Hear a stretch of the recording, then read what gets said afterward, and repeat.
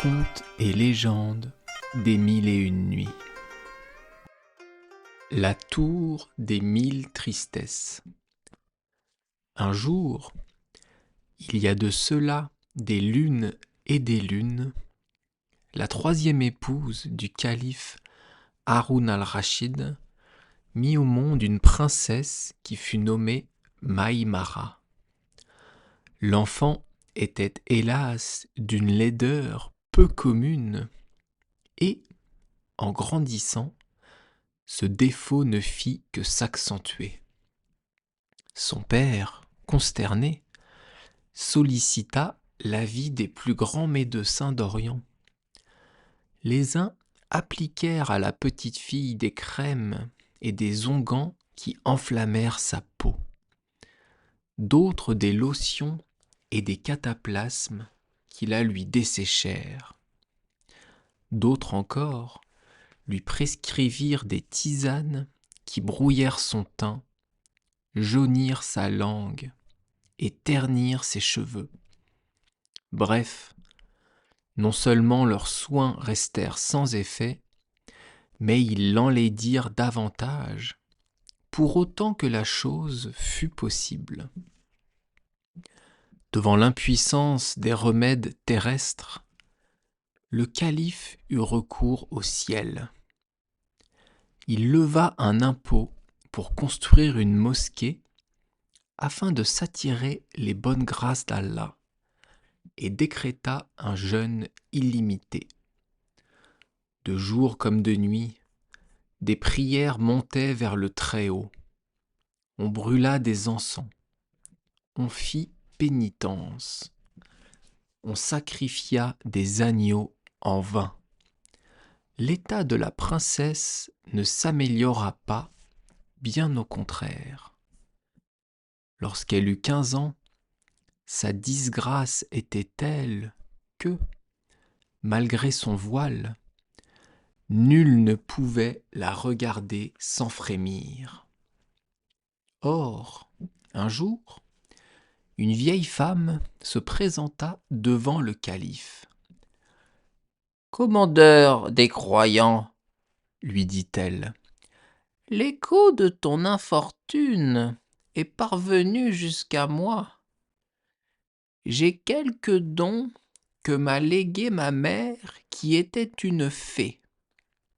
Peut-être pourrais-je te venir en aide. » Le cœur plein d'espoir, Haroun al-Rachid emmena la visiteuse dans les appartements de sa fille. Après l'avoir longtemps examinée, la vieille femme soupira. « Hélas, le mal est plus grand que je ne le pensais. Il n'est pas en mon pouvoir de changer ton visage, ma pauvre petite, sauf, toutefois, lorsque les larmes l'inonderont. Alors, et alors seulement, tes difformités s'effaceront et tes traits deviendront aimables. Mais dès que sécheront tes pleurs, tu retrouveras ton apparence habituelle. » En entendant ces paroles, la princesse éclata en sanglots. Aussitôt, son nez rétrécit, ses lèvres s'affinèrent, ses yeux s'ourlèrent de longs cils. Des joues délicates, un joli menton rond, un front lisse et bombé remplacèrent son hideux visage. En un mot, elle offrit, aux yeux éblouis de son père, le charmant spectacle d'une beauté sans faille. Le regard dont il la gratifia était si éloquent que, sans perdre un instant, Maïmara réclama un miroir. En y apercevant son ravissant reflet, elle éprouva tant de joie que ses larmes s'arrêtèrent. Dès l'instant, ainsi que l'avait prédit la vieille, elle redevint laide. Le chagrin qu'elle en éprouva la fit pleurer, et, comme par enchantement, elle fut de nouveau belle. Ce qui la ravit la rendit laide, et ainsi de suite. On imagine aisément par quels affres passa le calife, témoin de ces changements successifs. Tel le phénomène appelé mouvement perpétuel, l'alternance de beauté et de laideur de la princesse eût pu durer éternellement s'il ne lui avait arraché le miroir. Alors, Maïmara, frustrée, ne cessa de pleurer, au grand soulagement de son père. Hélas, quand la cour eut vent du prodige, chacun voulut y assister. On se pressa autour de la malheureuse, et l'infernal manège recommença. Les cris d'admiration suscités par sa métamorphose l'ayant consolée, Maïmara retrouva à la fois son sourire et son affreuse figure. Celle-ci fut accueillie par des exclamations d'horreur qui l'attristèrent, ce qui, à la seconde, l'embellit. Un tonnerre d'applaudissements salua la performance. Que l'on se divertit ainsi de la princesse déplut, on s'en doute, au calife.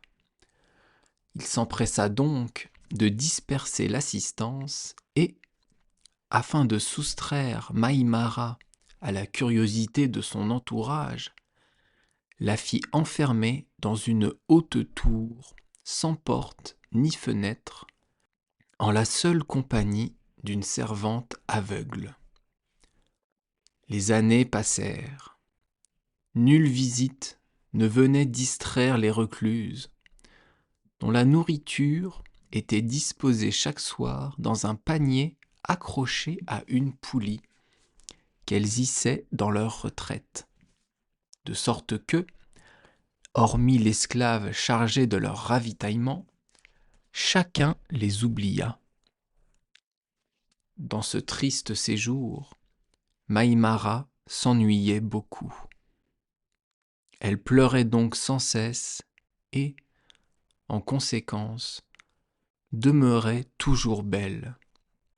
Ce dont elle ne pouvait se réjouir, tout miroir ayant été banni de son environnement. Cependant, le bruit courut, dans les États voisins, qu'au royaume d'Haroun al-Rachid, une princesse d'une beauté surhumaine vivait enfermée dans une tour, surnommée la tour des 1000 tristesses, en raison des sanglots qui s'en échappaient la nuit, lorsque la jeune fille confiait son chagrin aux étoiles. Cette rumeur parvint aux oreilles d'Omar, prince de Samarcande, qui, étant d'un naturel ardent, résolut de délivrer la captive et d'en faire son épouse. Il partit donc un beau matin afin de mener son projet à bien. Arrivé au pied de la tour, il se demandait comment diable y pénétrer lorsque survint l'esclave qui apportait les provisions. Sur un cri de ce dernier, un panier descendit, dans lequel il plaça viande, fruits et vin fin, et qui, sitôt rempli, remonta vers les nuages. Dès lors, un plan audacieux germa dans l'esprit du prince. Il attendit le lendemain et, au coucher du soleil, poussa le cri prévu. Dans l'instant, le panier apparut.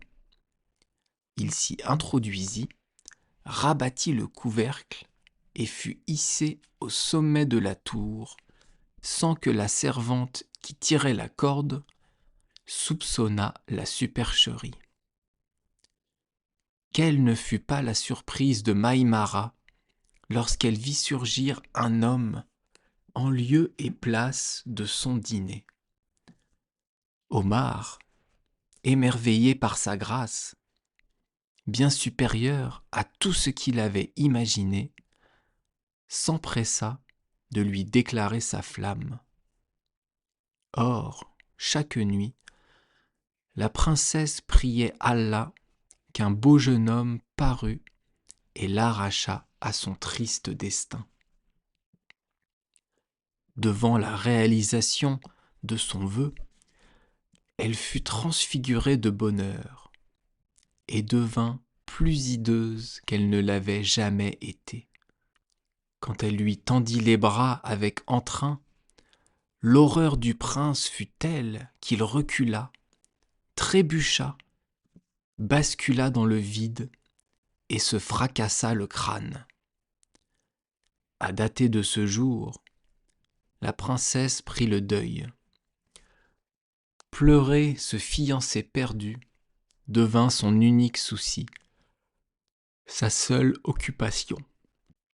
Dès lors, comme elle était inconsolable, son père lui permit de regagner la cour. Et tandis qu'elle s'épanchait en toute heure, en tout lieu et en toute circonstance, chacun l'enviait de posséder, en dépit de sa malchance, les trois choses auxquelles l'être humain aspire: la beauté, l'amour et la liberté.